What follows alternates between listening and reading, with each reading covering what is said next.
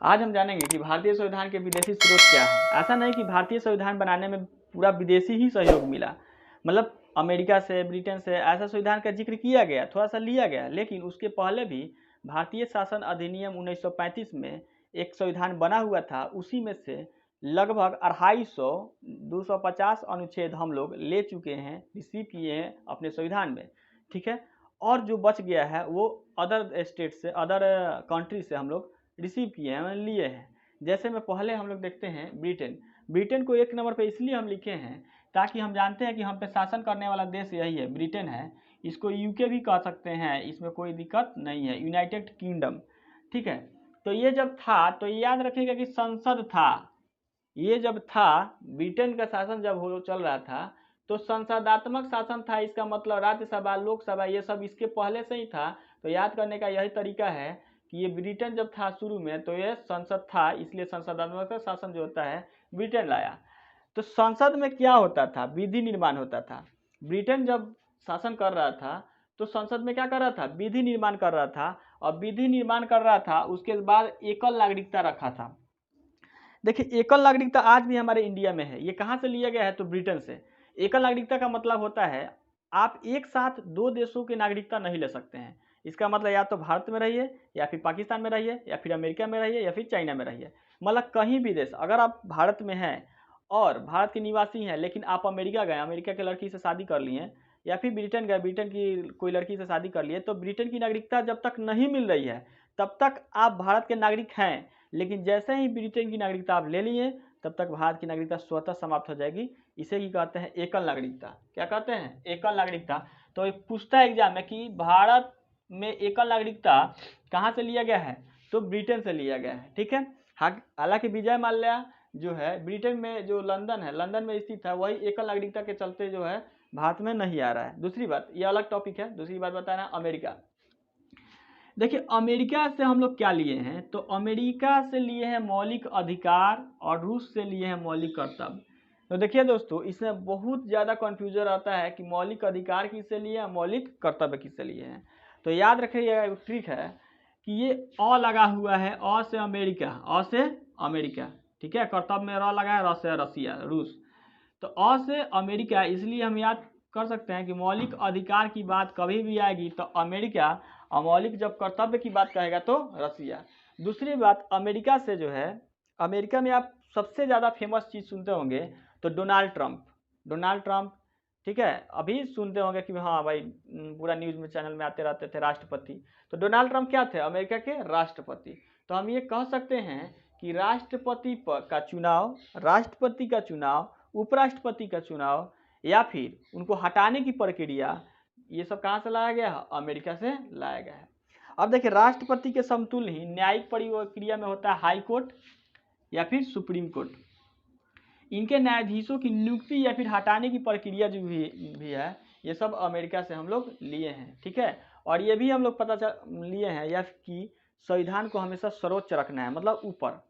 कुछ भी हो जाए, संविधान का जो है हमारा ऊपर आना चाहिए, संविधान का आना नहीं होना चाहिए। ये हम कहाँ से लिए हैं, अमेरिका से। रूस हो गया। अब जर्मनी में देखिए, जर्मनी में आप मनी याद कीजिए, मनी, ठीक है। जर्मनी में क्या चीज, मनी। अब आपातकाल लगता है तो सबसे पहले हम लोग काची के तहत खोजते हैं, काची खोजते हैं, तो पैसा। आपातकाल लगता है, जैसे मान लिया भारत में लॉकडाउन लग गया तो वहाँ सबको भूखमरी की हालत इसलिए जो कुछ लोगों को, क्योंकि उनके पास मनी नहीं था, ठीक है। तो हम ये कह सकते हैं कि आपातकाल के समय हम लोग को मनी की ज़रूरत होती है। इसलिए याद रखिएगा, जहाँ भी आपातकाल आएगा एकदम मार दीजिएगा जर्मनी, ठीक है। विधि द्वारा स्थापित, देखिए जापान जो है एक हिंदुत्व राज्य देश था पहले। तो जापान हिंदुत्व देश था, और हिंदुत्व के साथ साथ वहाँ पंडित जी यानी विद्वान बहुत ज़्यादा थे। और विद्वान लोग कुछ भी करवाता है, पूजा पाठ जो भी करवाता है लोग, तो पूरा विधि सम्मान के साथ करवाते हैं लोग, पंडित जी लोग। तो इसीलिए विधि द्वारा स्थापित प्रक्रिया कहाँ से लाया गया, जापान से। जापान में हर चीज़ नियम के अनुसार होता है, ऐसा कहा गया है, ठीक है। अब आता है ऑस्ट्रेलिया। तो ऑस्ट्रेलिया, देखिए ध्यान से, ऑस्ट्रेलिया में केवल लिया देखिए। अब देखिए, यहाँ पे याद रखिएगा ऑस्ट्रेलिया में दो गो में तोड़ दिया हम लोग ऑस्ट्रेलिया। तो ये क्या करता है, दो गो में भी मध्यस्थता का काम करता है, जैसे राज्य और केंद्र समवर्ती सूची, राज्य केंद्र समवर्ती सूची, ठीक है, बिचवनिया का काम करता है। ऑस्ट्रेलिया से हम लोग इतना ही लिए हैं कि ये बिचवनिया का काम करे। इसका मतलब समवर्ती सूची मतलब होता है राज्य और केंद्र के बीच जो रहता है उसे समवर्ती सूची कहते हैं। आसानी से बोल सकते हैं कि ऑस्ट्रेलिया से लिया गया है। दूसरी बात, केंद्र और राज्यों के बीच संबंध कैसा है, तो जाहिर सी बात है केंद्र और राज्य, दो गो बोल दिया आप, दो गो का मतलब क्या, ऑस्ट्रेलिया। शक्तियों का विभाजन कीजिएगा तो एगो में नहीं, कम से कम उसके लिए दो गो चाहिए, ठीक है। तो इसके लिए शक्तियों का विभाजन कहाँ से, ऑस्ट्रेलिया से। प्रस्तावना की भाषा, ये थोड़ा अनोखा है, याद कर लीजिएगा, प्रस्तावना की भाषा जो है ये आपका ऑस्ट्रेलिया से लिया गया है।